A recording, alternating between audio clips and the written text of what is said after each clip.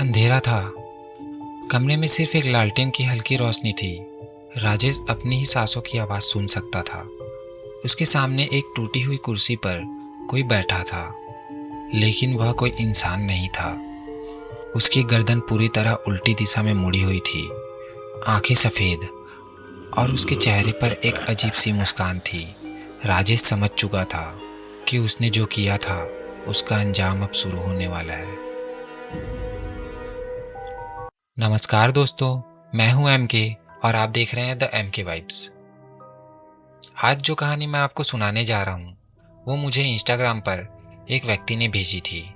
एक लड़का जो इस समय पुणे में एक आईटी कंपनी में काम करता है। उसने मुझे अपने कॉलेज के समय की एक ऐसी घटना बताई जिसे सुनकर मेरे भी रोंगटे खड़े हो गए।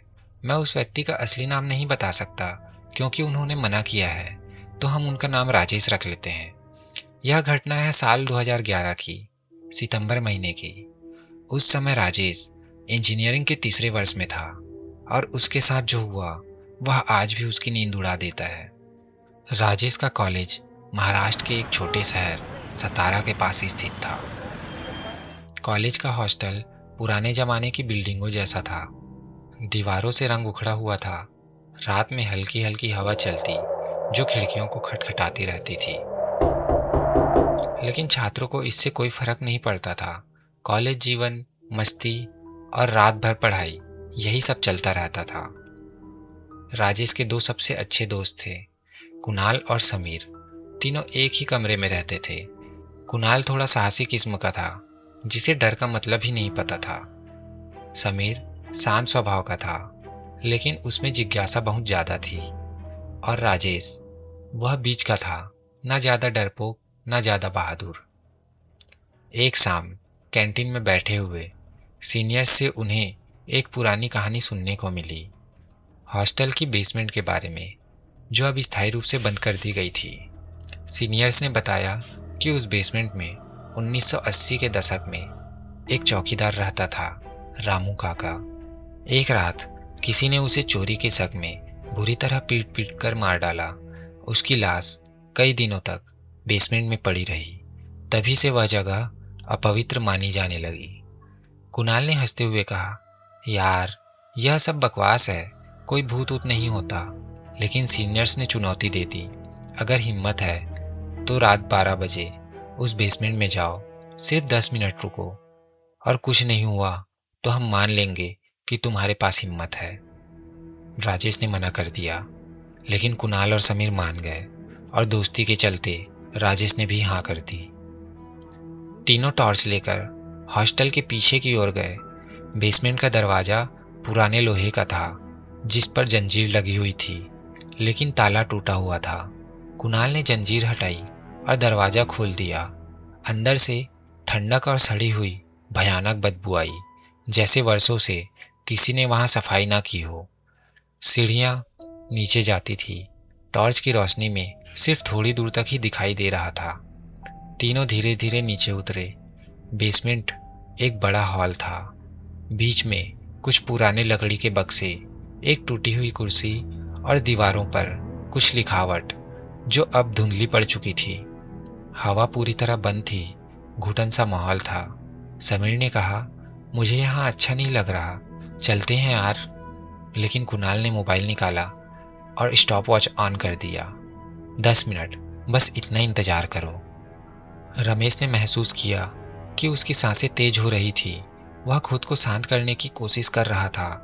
तभी कुणाल ने मजाक में कहा, अरे रामू काका, अगर आप यहाँ हैं तो कोई संकेत दे दो। राजेश ने तुरंत टोका, चुप रहो, ऐसी बातें नहीं करते। लेकिन कुणाल हंसा और बोला, कुछ नहीं होगा, देख लेना। अचानक एक आवाज आई, जैसे कोई चीज दीवार पर घसीटी जा रही हो। तीनों बिल्कुल चुप हो गए। टॉर्च की रोशनी कांपने लगी। कुणाल ने कहा, चूहे होंगे या कोई जानवर। लेकिन तभी एक और आवाज आई, एक गहरी भारी सांस, बिल्कुल उनके पीछे से। समीर ने पीछे मुड़कर देखा। टॉर्च की रोशनी में उस टूटी कुर्सी पर अब कोई बैठा था, एक आदमी, काले कपड़ों में, गर्दन उल्टी दिशा में मुड़ी हुई, आंखें सफ़ेद और चेहरे पर एक अजीब मुस्कान। समीर चीख पड़ा, टॉर्च गिर गई, तीनों भागने लगे। सीढ़ियाँ चढ़ते समय राजेश को ऐसा लगा जैसे कोई उसका हाथ पकड़ने की कोशिश कर रहा हो। उसने पीछे मुड़कर भी नहीं देखा, बस दौड़ता रहा। दरवाज़ा पार करके तीनों हॉस्टल के कमरे में पहुंचे। सांस फूल चुकी थी, पसीने से भीगे हुए। कुणाल ने बस इतना कहा, मैंने उसे देखा। राजेश ने अपनी कलाई देखी, काले निशान थे, जैसे किसी ने बहुत जोर से पकड़ा हो। अगले कुछ दिनों में राजेश को नींद आना बंद हो गया। जब भी वह आंखें बंद करता, वही चेहरा दिखाई देता, उल्टी गर्दन, सफ़ेद आंखें। कुणाल और समीर भी परेशान थे, लेकिन उन्होंने किसी को नहीं बताया, सीनियर्स के डर से। फिर अजीब घटनाएं होने लगी।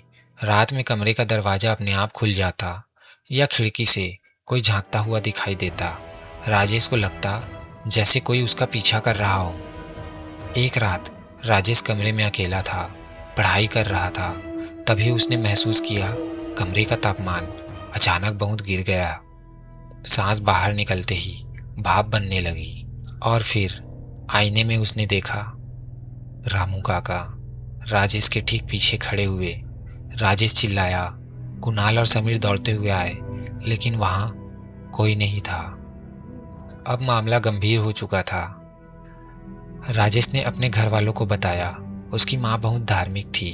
उन्होंने कहा, बेटा तुमसे कोई गलती हो गई है, तुमने किसी आत्मा को बुला लिया है। उन्होंने राजेश को पंडित श्रीकांत जोशी के पास भेजा। पंडित जी सतारा में बहुत प्रसिद्ध थे, तंत्र मंत्र और आत्माओं की शांति के लिए। राजेश, कुणाल और समीर तीनों उनके पास गए। पंडित जी ने उनकी आंखें देखी और बोले, तुम तीनों ने एक अशांत आत्मा को बुलाया है, वह तुम्हारे पीछे लग चुका है। अगर समय रहते इसे शांत नहीं किया गया तो यह नुकसान पहुंचा सकती है। पंडित जी ने बताया कि रामू काका की आत्मा शांति चाहती है। उसे न्याय नहीं मिला था, उसकी हत्या का कोई दोषी कभी पकड़ा नहीं गया, इसलिए वह अशांत है। पंडित जी ने हवन करवाया। हॉस्टल के प्रिंसिपल को भी बताया गया। शुरुआत में उन्होंने विश्वास नहीं किया, लेकिन जब और छात्रों ने भी बेसमेंट के आसपास अजीब घटनाएं देखी तो उन्होंने अनुमति दे दी। एक शाम पंडित जी, राजेश, कुणाल, समीर और कुछ अन्य लोग बेसमेंट के बाहर इकट्ठा हुए। पंडित जी ने धूप अगरबत्ती और गंगाजल से पूजा की, मंत्रों का उच्चारण किया। पूजा के दौरान अजीब घटनाएं हुई। हवा तेज हो गई, दिया बुझने लगे। पंडित जी ने रामू काका की आत्मा से सीधे बात की, उसे समझाया कि उसका समय पूरा हो चुका है और अब उसे शांति की ओर जाना चाहिए। लगभग 1 घंटे तक यह सब चलता रहा। फिर अचानक सब कुछ शांत हो गया। हवा थम गई, जैसे कोई भारी बोझ हट गया हो। पंडित जी ने कहा, वह चला गया है।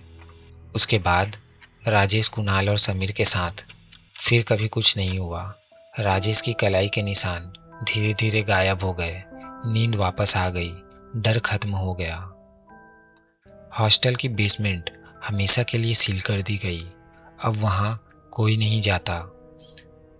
राजेश आज भी कहता है, उस रात की गलती मैं कभी नहीं भूल सकता। हमने मजाक में बुलाया था, लेकिन वह हकीकत बन गया। दोस्तों, इस कहानी से सबसे बड़ा सबक यही मिलता है, आत्माओं, भूतों या अनजानी शक्तियों को कभी मजाक में नहीं बुलाना चाहिए।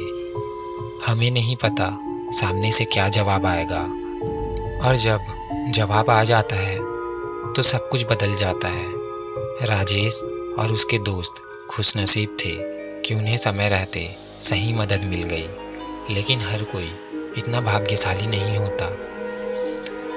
अगर आपके साथ या आपके किसी जानने पहचानने वाले के साथ कोई सच्ची डरावनी घटना घटी है तो आप हमें इंस्टाग्राम पर ज़रूर भेजें। लिंक चैनल के डिस्क्रिप्शन में है। वीडियो को लाइक करना ना भूलें, चैनल को सब्सक्राइब ज़रूर करें और अपने दोस्तों के साथ शेयर करें। हमेशा याद रखें, रात हो या दिन, अनजान जगहों पर अकेले मत जाइए और जो दिखाई ना दे उसे छेड़िए मत।